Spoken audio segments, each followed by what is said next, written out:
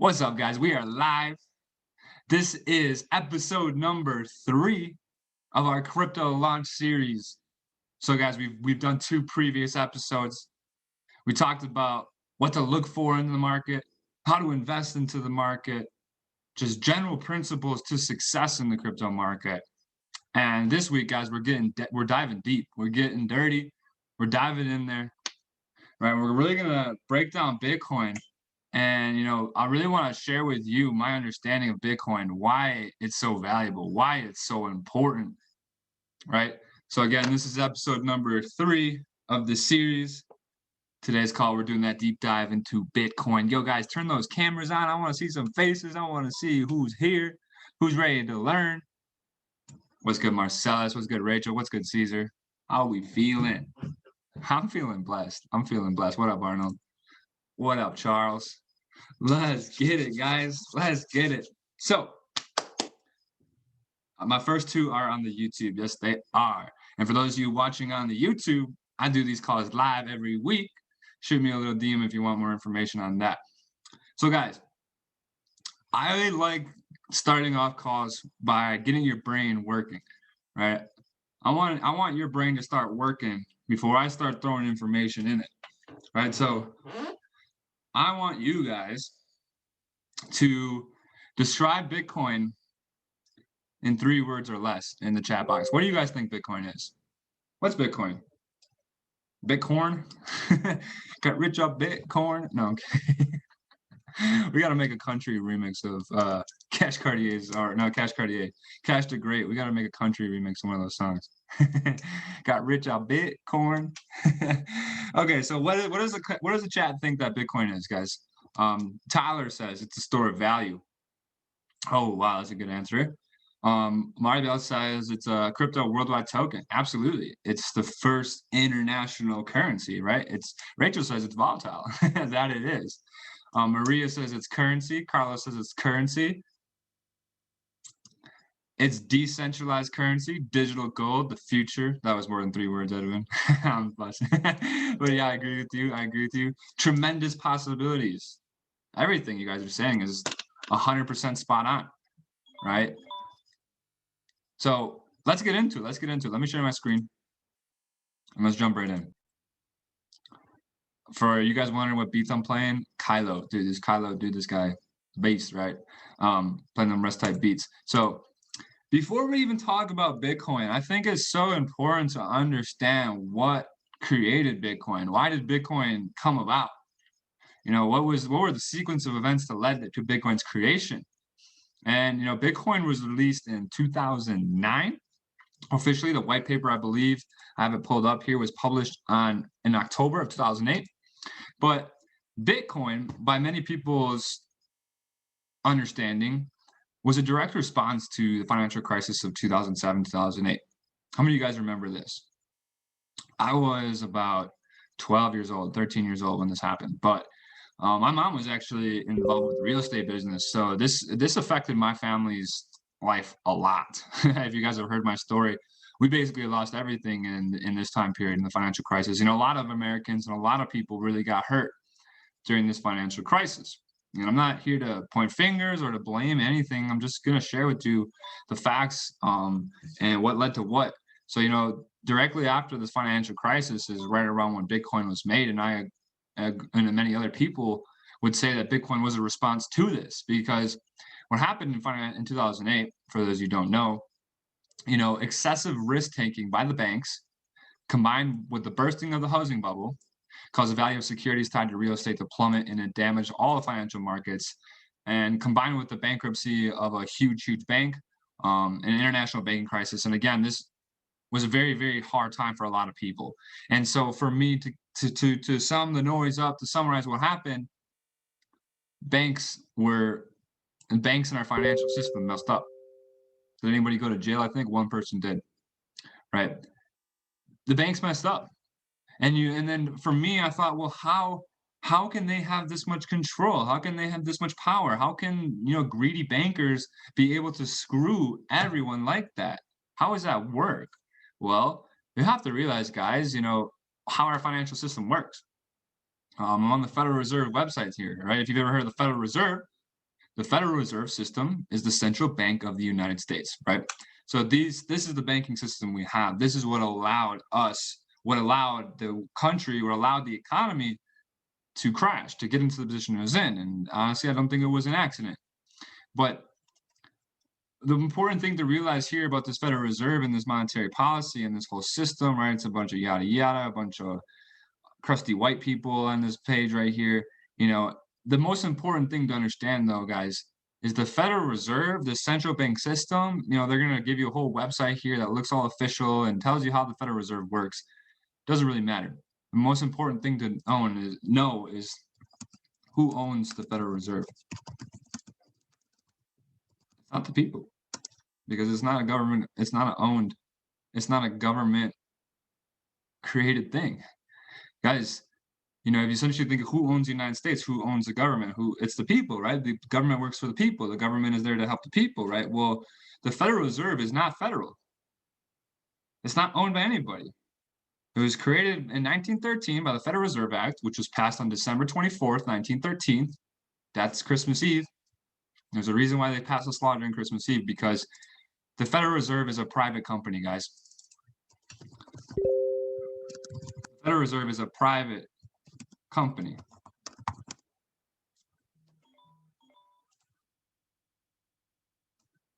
The Federal Reserve is a private company. So let's think about this. The system, the central bank that owns and controls the currency, that has everything to do with, you know, economics, money, all these things, right, is privately owned.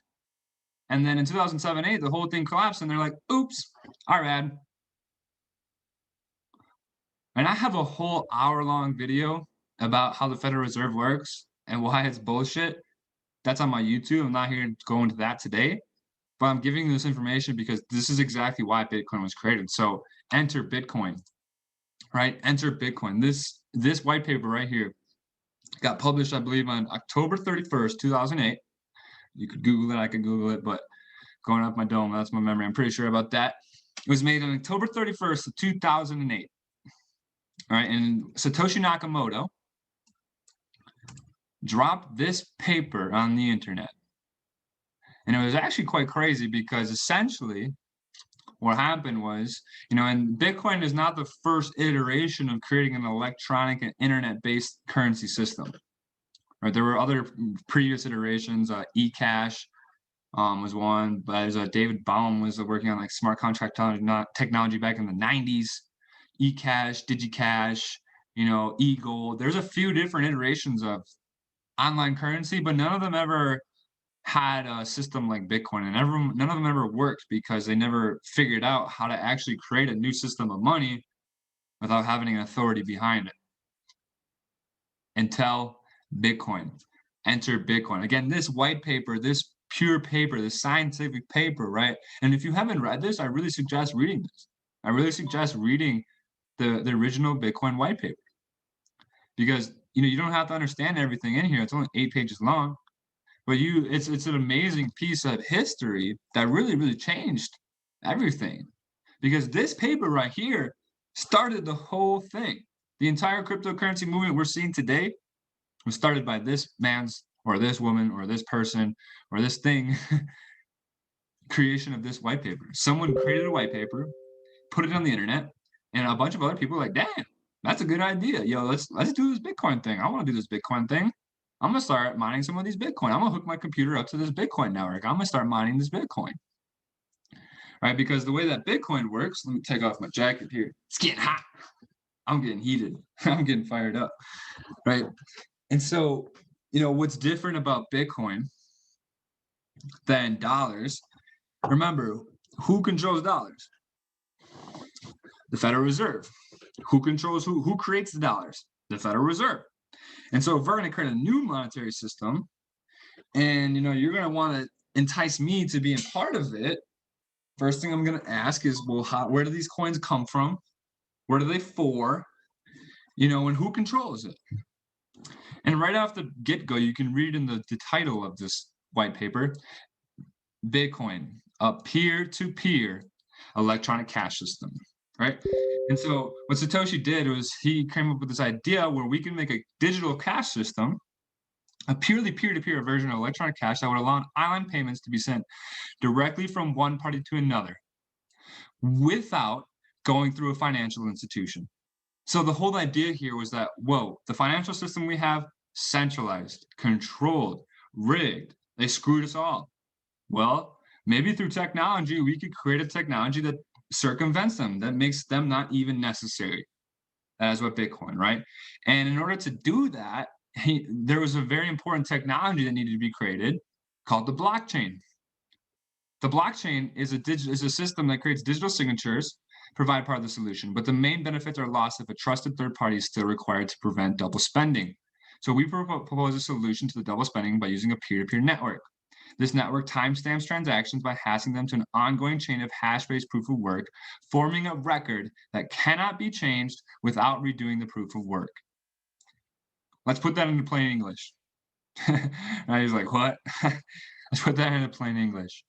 Satoshi Nakamoto said, this is a solution to having an authority that verifies all of our transactions. Satoshi Nakamoto said, we can make a record digitally that can't be changed of all the transactions, and we don't need someone to prove it. We don't need an authority to verify it. That is such a big deal. It is such a big deal because every other system we've had, most other systems of networks and currency and finance are all centralized and controlled, and there's authorities that need to verify them. Otherwise, they wouldn't work, right? And so enter Bitcoin, enter in this genius idea where we can have a system of money without any rulers, right? And so it's crazy. The first people, one of the first, I think the first publicly known person to interact with the Bitcoin protocol, the first guy who's like, yeah, I like this idea. I'm down. Let's do it. His name was Hal Finney. A lot of people actually might think that he is this guy, potentially. Who knows? And that's the thing, guys. It's so crazy because Satoshi Nakamoto, the person who released this paper, up and pretty much vanished from the internet in about 2012, 2013, I believe, were the last traces of him ever being on the internet. And still to this day, nobody knows who Satoshi Nakamoto is. I think Mike Miles might know, but you're gonna have to wait till Friday to figure that one out, to hear about that answer. Shameless little plug there. But still to this day, nobody knows who Satoshi Nakamoto is. He's an anonymous creator of this, and to this day, nobody knows. And so one of the first known people, or the people with a name and a picture that we can actually look into, one of the first people to work on and work with Bitcoin was Hal Finney. He received the first ever Bitcoin transaction from Satoshi Nakamoto. Did he send it to himself, or was he actually the first guy that did it? Craziest thing is about Hal is he actually passed away in 2014, I believe, from a very terrible disease. I forgot the name of it. One of those muscular diseases, ALS. And it is a terrible disease, right? And this guy, he has a Wikipedia short one, but essentially he does because he was the first guy to ever get a Bitcoin. First guy to receive a Bitcoin. He was a cypherpunk. The cypherpunks are important because the cypherpunks were the people back in the day building eCash, the first versions that didn't work of what Bitcoin would eventually become. And this is a community very focused on privacy, very focused on human rights. And Hal Finney, again, was one of those first people. It's insane. Like I said, a lot of people kind of speculate that he was the Satoshi Nakamoto, right? And we'll never know because he unfortunately passed away. But if you've seen the YouTube series Bitcoin and Friends, this is the guy in that first scene in the computer chair that tells Bitcoin, he gives him the word of wisdom, and he says, someone asks, he's like, well, does this mean that Bitcoin one day will be super, super valuable and I can cash it out for a lot of USD, a lot of dollars? And he says, no. The point is that one day you won't have to. Right. So this guy's a really, really important figure in the whole Bitcoin world. Right. And we could go more into the history of the people that made Bitcoin what it was, but I'm sure now today, every single one of you guys has heard about Bitcoin. Right. It's not a unique thing anymore. It's not a mysterious thing anymore. Everybody has heard about Bitcoin. Everyone at least has heard one thing about it. Right. And so these first people that really put Bitcoin onto the world, they were pioneers. Those are the people who saw ahead of the curve, right? They were the people who realized this system, this white paper, which is pretty much all it was until they started actually signing the transactions and making it work, was potentially an idea that could change the world. Right. And so let's kind of jump into a little bit of this, a little bit of like the transactions, a little bit of how Bitcoin works, the blockchain, what makes the blockchain so powerful. Bitcoin is the way that Bitcoins are created, which I think is the most important thing, the information that people really want to know, because that has to do with how valuable it is. Bitcoin's created through mining. Let me see if I can find the section of here where it talks about mining, and so through proof of work, right? And so Bitcoin is created through mining, just like gold is, right? It's the incentive. And it says it right here. This is the incentive for people to use this network. So why would I use Bitcoin, man? Why would I use this crazy network? Why not just use my regular dollars? Collapse.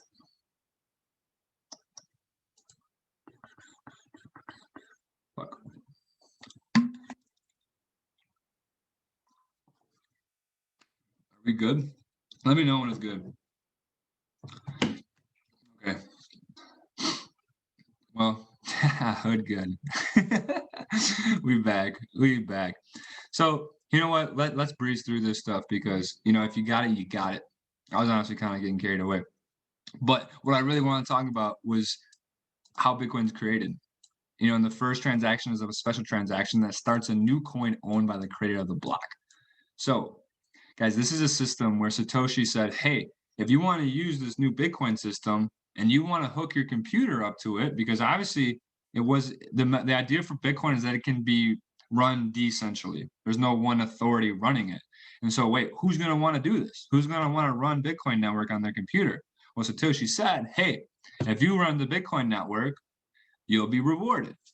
You'll get rewarded with Bitcoins, right? And so that's how Bitcoin is created. And then it's also how the network works. It's a genius system. So let's get rid of this white paper here. Let's get rid of this. Let me pull up my whiteboard, and please, if I start sharing and you can't see what I'm sharing or what I'm talking about, because I did this before with a whiteboard and just like went 20 minutes on a thing and nobody saw what I was doing. So Bitcoin is great because in order to use it, in order to run it, it requires miners, right? It requires people to hook their computer up to it. And so what Bitcoin really is, guys, it's a ledger. It's a ledger of information that says who has what. It says Jordan has 6 Bitcoin, right? It says Marcellus has 10 Bitcoin. I was going to give him 1, but I'm going to give him 10. Marcellus has 10 Bitcoin. Rachel has, let's say Rachel has 25 Bitcoin, right? And so this is a ledger of just information, right? What's funny about Bitcoin and blockchain is it's really not that exciting. Like information databases, decentralized databases, not exciting. But what's exciting is that we can put money on it and it works for money because of a very special feature, right? And so let's say, Rachel is going to send me 10 Bitcoin, right? And so Rachel's going to send to me 10 Bitcoin. So now the ledger has to change, right? And that's exactly what happens in Bitcoin is people send Bitcoins, they receive them. The money's always going back and forth. And so the Bitcoin network was going to update, right? It's going to update. And now let's say I got 16, Marcella still has 10, and now Rachel has 15, right?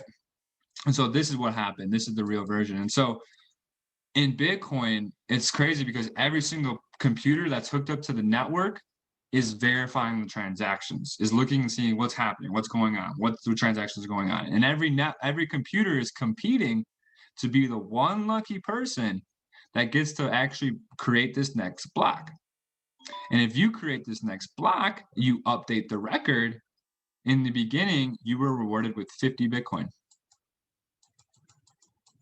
50 Bitcoin for creating this block. So whoever's got their computer up to it sees, okay, Rachel sent Jordan 10 Bitcoin. Let me change the record, right? And if there were other transactions in here, that would be a part of it. And every 10 minutes, they create a new block. So every 10 minutes,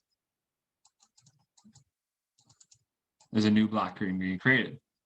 And so this is how this system works, right? Transactions are being sent, they're being updated, and the people who verify these transactions, who keep this network honest, are rewarded for doing so. It's a genius thing. It's a game theory thing. So if you say, wow, this financial network is crazy, I'd like to participate in it, I'd like to verify, you can get rewarded for that.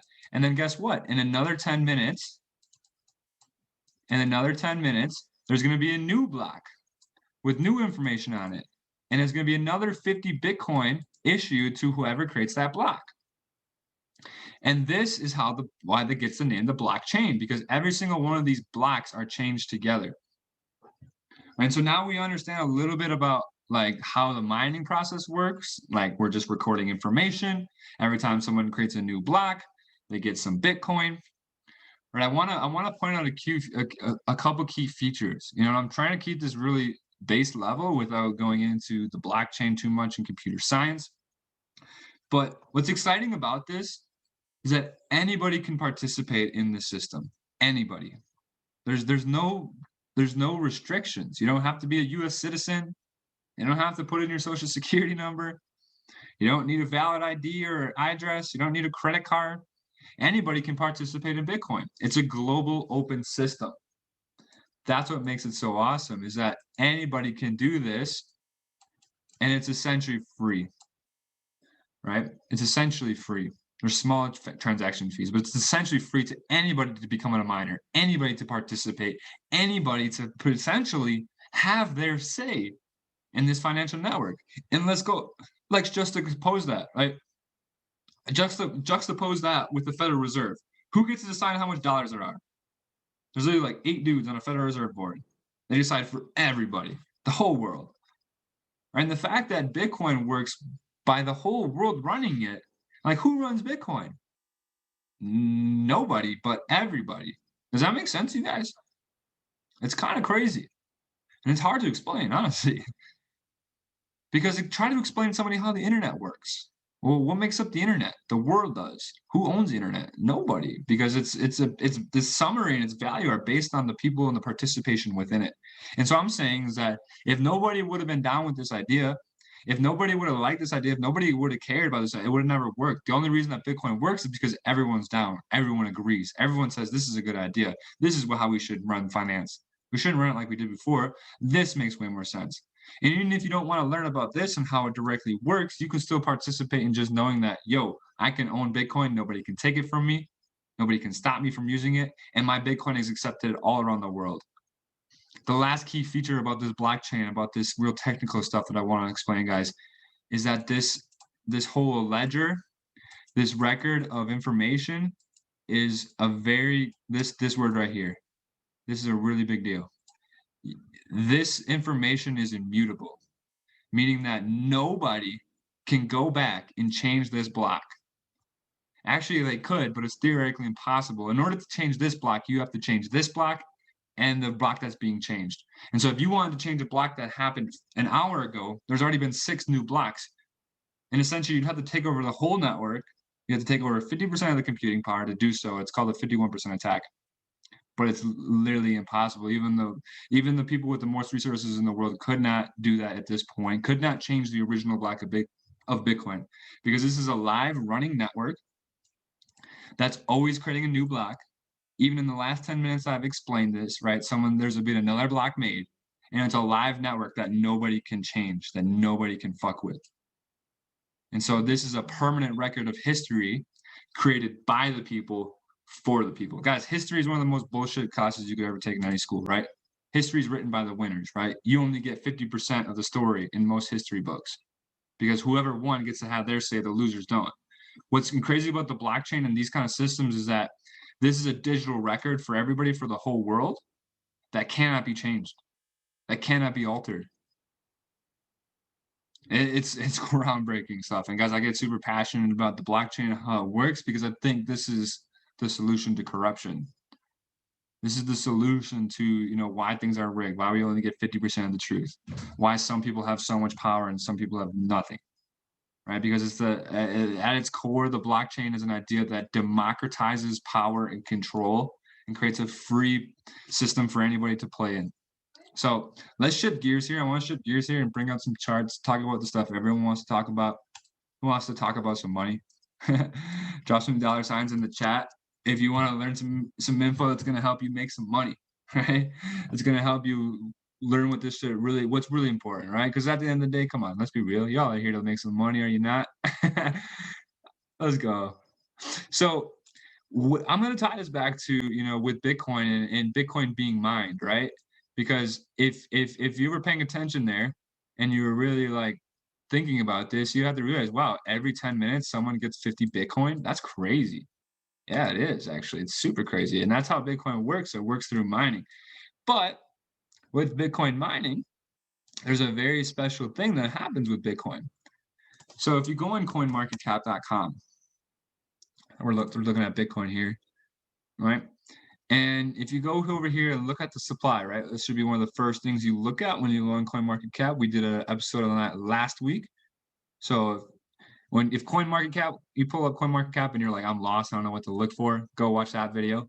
Because yes, this would be one of the first things you're gonna look at when you pull up a coin. You'll see, okay, wow, there's 18 million Bitcoin out there, and there's only a max supply of 21 million. Whoa, that's kind of crazy, right? That's different. Because what's the max supply of US dollars? You tell me. There isn't. Right? 40% of all dollars that exist were created last year in 2020. That's alarming, right? Especially if you understand economics, inflation, supply and demand. We talked about that in episode 1. But with this 21 million and with this current 18 million, just to give you long story short, this number, Satoshi decided that there's going to be 21 million. There's no real, I think maybe there's some math in here that explains it, but really, honestly, it was decided arbitrarily. It's 21 million. And in the beginning of Bitcoin, like I said before, 50 Bitcoin were made every 10 minutes, right? I'm going to pull out another chart here. I don't want to give away all the sauce. Let me pull this out here. So in the first 4 years of Bitcoin, when Bitcoin first started, where is that info? Every 10 minutes, 50 Bitcoin were made. 50 Bitcoin.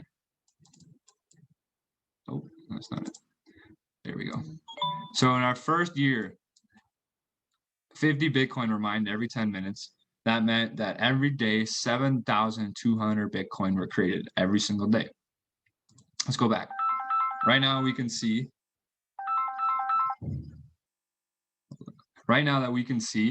that there's 18 million out there. So Bitcoin will be fully mined by 2140. 2140 is when there will be no more Bitcoin left to be mined. 99% of Bitcoin will be mined by 2040. Right? 99% will be mined by 2040. So am I still showing my whiteboard?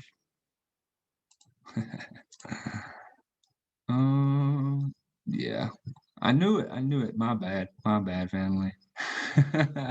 I get so carried away, yo. I get like so passionate about this. I don't know why that does that. That's really lame of Zoom to do that to me. Again. So we're on CoinMarketCap. I'm showing you guys the Bitcoin chart. Is it working now? Thumbs up. Cool. So 21 million. By 2140, they'll all be gone. By 2040, 99% will be gone. So that's crazy to me. Why? In the next 19 years, they're going to release basically the next what's 1%? We can even friggin' find out the number right here. And this is also another reason why people love Bitcoin so much, because how many dollars are there going to be next year? Who knows, right? How many Bitcoin? We can calculate exactly.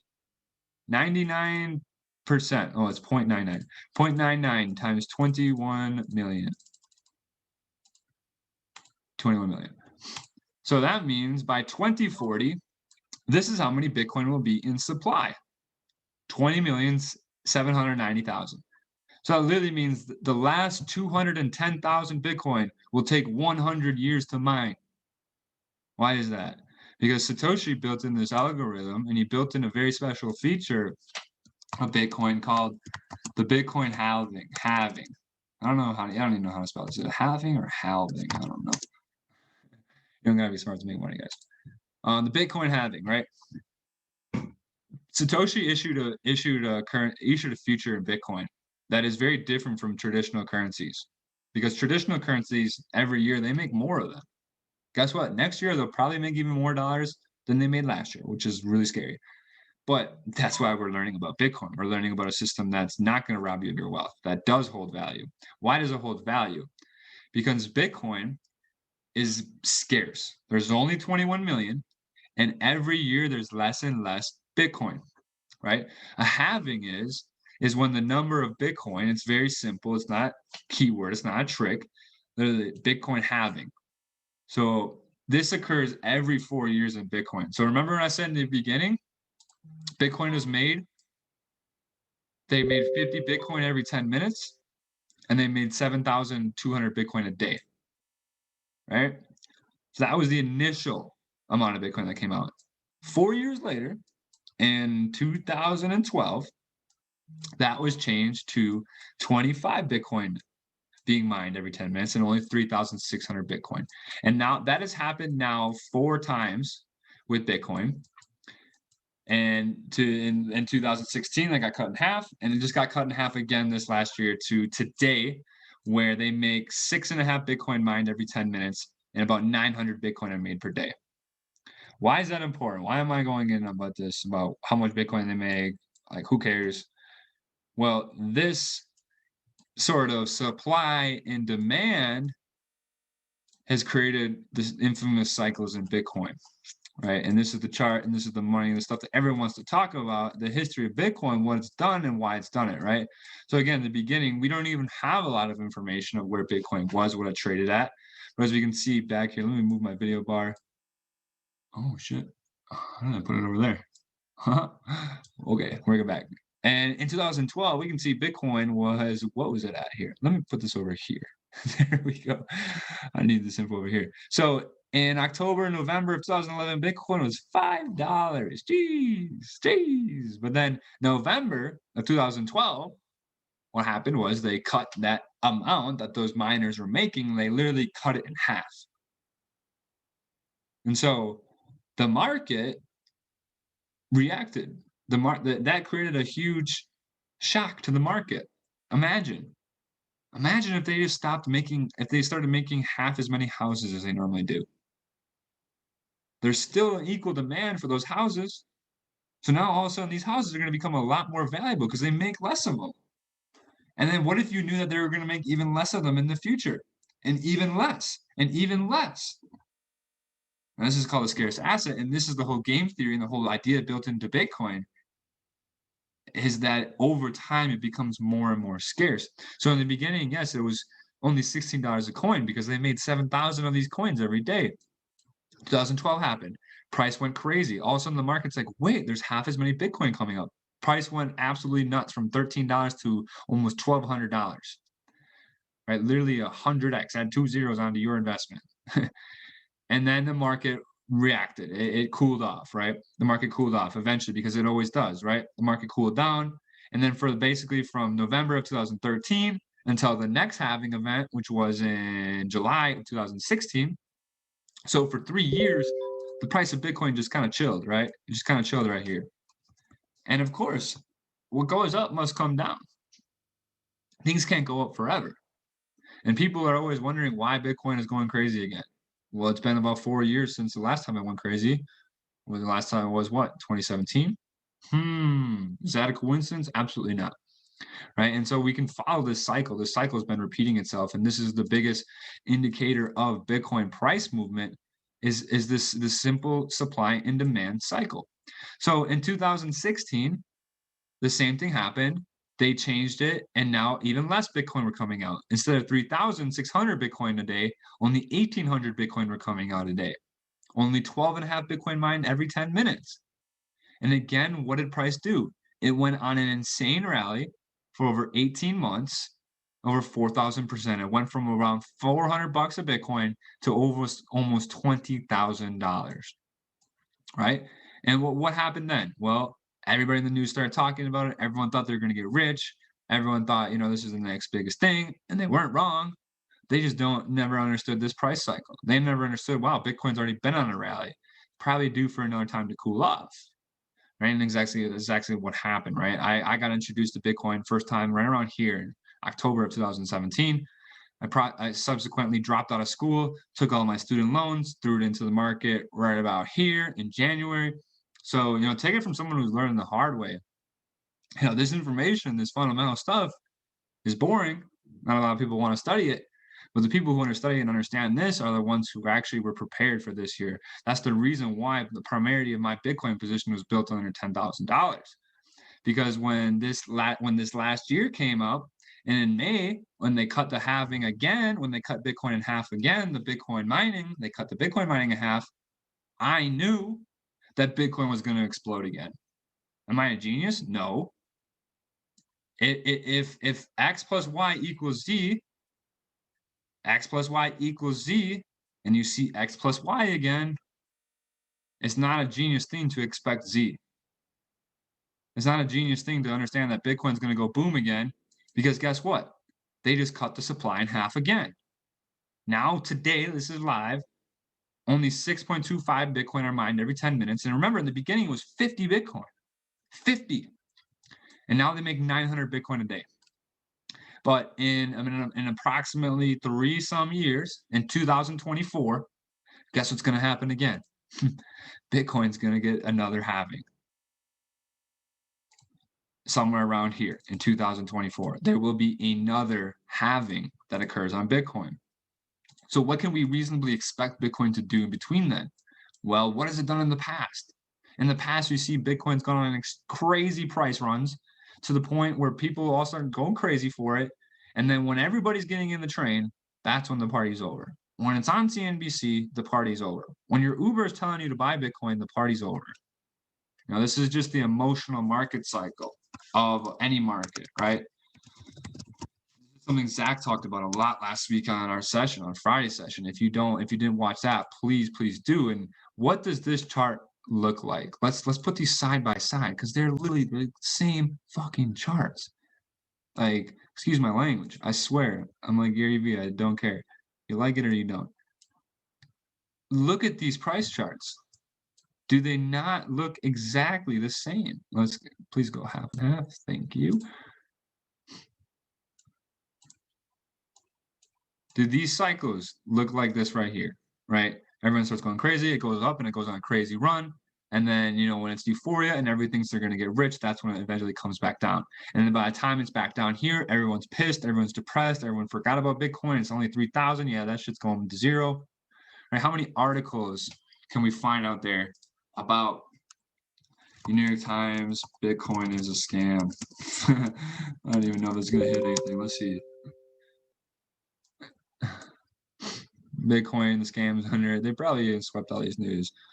But if you really, I was wrong about Bitcoin. Here's why. This is 2012. Our columnist in 2013 predicted that Bitcoin was a fraud. Opinions bubbles, right? It's really hilarious. It's hilarious reading articles from 2014, 2015, 2016 about what people's opinions of Bitcoin were based on the time. When Bitcoin's going crazy, everyone loves it, right? Everyone loves it. Everyone's talking about it. When Bitcoin falls down 90%, like it always does, people, it's a scam, it's going to zero. Right? But why would people understand, whoa, Bitcoin's here at 3,000, Bitcoin's here at 4,000, I'm gonna buy, right? Because they understood another halving was coming. And in these halving events, we've seen price go crazy. It goes crazy every time. And that's what's so exciting about Bitcoin. What draws so many people into this market is that how high will it go? Shit, who knows? Who knows how high it will go, right? In the past, it's gone over 10,000% in 14 months. It went 4,000% in 18 months. So my predictions for where we'll end up at the end of this run, I think Bitcoin will be anywhere between 150,000 to 300,000 Bitcoin, and my timeline is anywhere between August to December. At the same time, that could be conservatively terribly wrong. It could just keep going. The times right now are unprecedented, because last time around in 2017, last time in 2017, this wasn't happening. This wasn't happening. Tesla wasn't buying $1.5 billion worth of Bitcoin. Grayscale did not have a humongous trust that owns over, I don't know how many thousands of Bitcoins they have, a legit official trust. PayPal was not offering Bitcoin services, right? Last time, there wasn't this institutional interest. There wasn't these people buying it with large amounts like they are this time around. And so here's where we are right now. Here's where we're at today. I do believe Bitcoin's going to go on, going to continue this run for the rest of this year into this territory. But when it gets there, what would we reasonably expect would be something like we saw in the past, right? A pullback, some sort of pullback, probably a very significant pullback. But at the same time, we might not get that pullback, right? And I'm not in the business of predicting things. I'm in the business of responding and understanding and responding to things, right? So we'll do what the market tells us the market wants to do. But the point is that every 4 years, you can expect another crazy rally.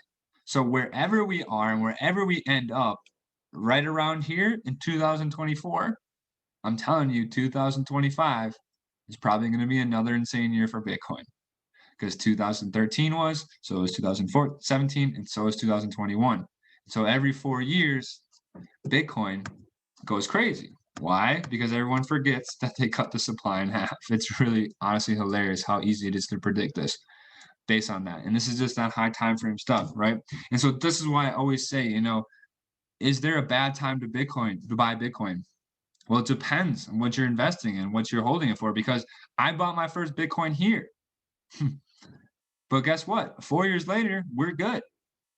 Was it for the last 3 years? Yeah, no, you were in drawdown. So even if you do buy Bitcoin up here or even right here, and it does do the same exact pattern, in 4 years from now, it's going to be a lot higher.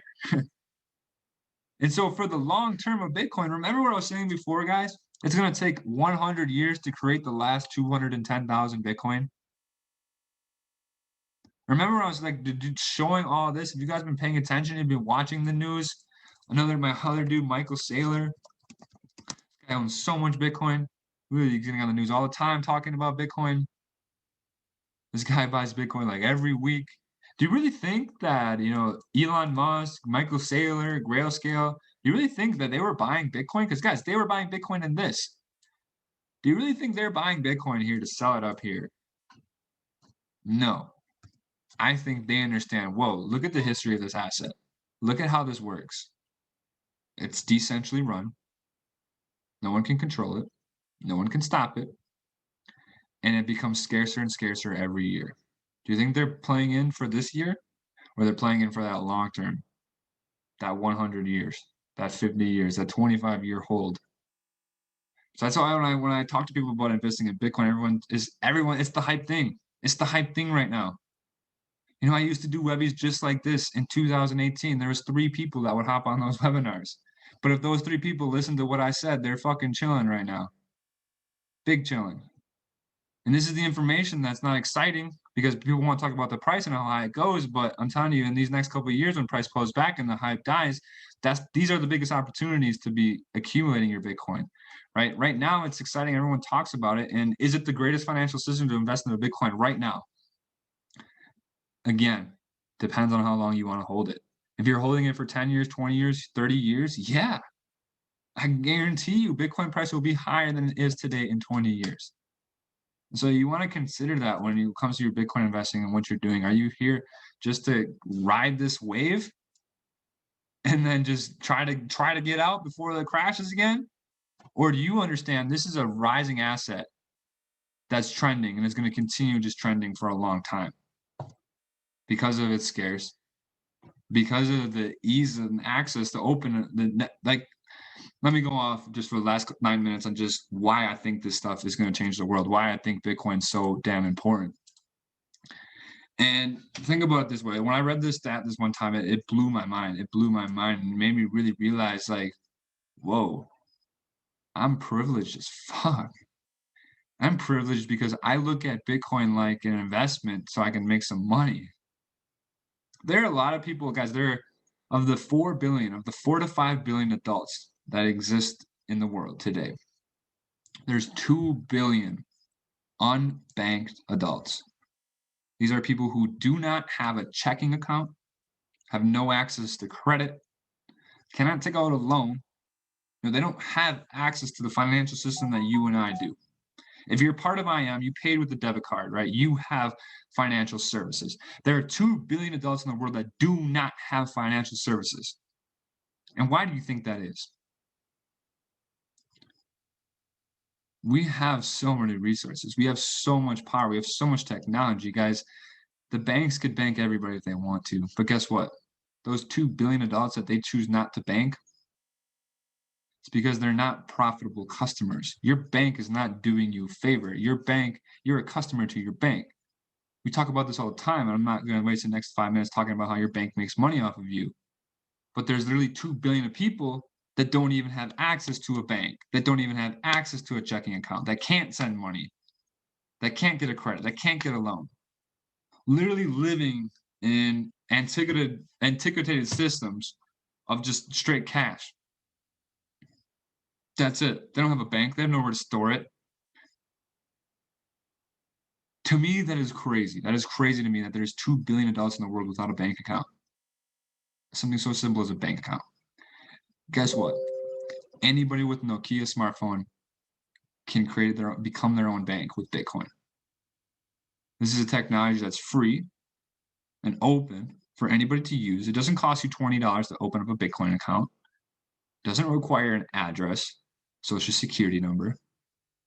When the whole world learns about how amazing this technology is, this is the internet of money. What did the internet do? It gave everybody access to share information. This technology, Bitcoin, gives everybody access to send and receive money, which I believe is a fundamental human right. It's a fundamental human right to be able to buy and send and resell and to exchange in a world where, guys, we have the internet, everything's global. Why aren't some people a part of that? That's a great question for you to find on your own time. And with Bitcoin and with all these crazy things, this is just the beginning, guys. That's why I want to remind you all here. Yeah, Bitcoin's at $63,000 today, right? We're talking about going to 100, the potential, whatever, in the 10, 20 years, it could be at some ridiculous number, right? But remember here, you guys are part of the beginning. I've seen numbers where it says less than 2% of the world owns Bitcoin. Think about that. Think about that. And the way that Bitcoin works, this is a network effect. The more people that use this to understand this as, yeah, fuck my bank's currency, fuck my country's currency. People who live in Argentina, they understand Bitcoin. You know why? Because their currency has lost, I think, over 33% of its value in the last couple of years. People in Venezuela, they understand Bitcoin. We didn't even talk about inflation. Jeez. Because, guys, the value of your dollar is going down every single year. 40% of all dollars were created last year. Right? And so I think being in America, living in the position that we're in, we're very privileged. And honestly, we don't really need Bitcoin. But the rest of the world does. The rest of the world really does. And so I see myself as I want to teach people about this.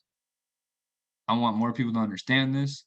Not because I want to pump my own bags, but because I really believe this technology brings a lot of freedoms to people, brings a lot of power to people that didn't have them. Ask Juan, you guys, if you don't know Shari, get in his DM. He speaks amazing English, and ask him, well, why do people in Colombia value Bitcoin so much? Ask him. Ask somebody who lives there. Right? This isn't just a currency to get rich. This is a new global financial system that is finally free for everybody to use. Right? And that's why I think the best thing that Satoshi Nakamoto ever did was remain anonymous. The second best thing he did was make Bitcoin. Right? Because there's nobody who runs this. Nobody controls this. It is the internet of money. Right? And with that, it's one of those things. If you don't have to, you guys, if I lost you on the blockchain, if I lost you with my little drawings, if I lost you on all that shit, I commend you for being here to learn this stuff because it's not easy information. It's complicated. It's tricky. Wrapping your head around it can give you a headache because it did for me. And it's taken me years to learn the stuff I know. But I want to point one thing out. Do any of you guys understand how the internet works? You use it every single day. You don't need to know how Bitcoin works to use it and to value it and to enjoy it. You don't have to understand how it works. You just know that it does. right? So I appreciate you guys so much for being here. Again, this was episode 3, diving deep into Bitcoin. Man, there was so much stuff I wanted to go into. Man, there's so many things going on in my mind. I tried to keep it as centered and, at a basic level as possible. But you guys know if you need any explanation, any other help, if you want to get on a one-on-one, my DMs are always open, guys. If you want to talk about your portfolio, just like, yo, I don't understand this, whatever you guys need, let me know. I'm here for you guys. I literally love talking about Bitcoin. You'll have to shut me up. Like, I could have ran this out Webby for 3 hours, literally just going on about Bitcoin. So I think you guys got enough. I appreciate you guys so much. The recording will be up on the YouTube shortly, and I'm going to be tuning into Curtis Cobain in 3 minutes. You guys, if you're deep in that crypto game, you're like, yeah, of course Bitcoin's lit, but what about those other cryptos? Yo, Curtis Cobain's an altcoin master. He's really putting people onto the coins that are about to be hot. And full disclosure, I'm going to talk about this another time. I just started building a position in Kusama. So I'm excited to do a little webinar on that, share with you guys why. But for those of you guys who are following me and do look for that information, I want to give that for y'all. Because at the end of the day, we're here to make money together, right? So whatever I can do to help you guys, like I said, let me know. And I appreciate you guys. You already know. Buy Bitcoin, short the banks. Peace out, fam.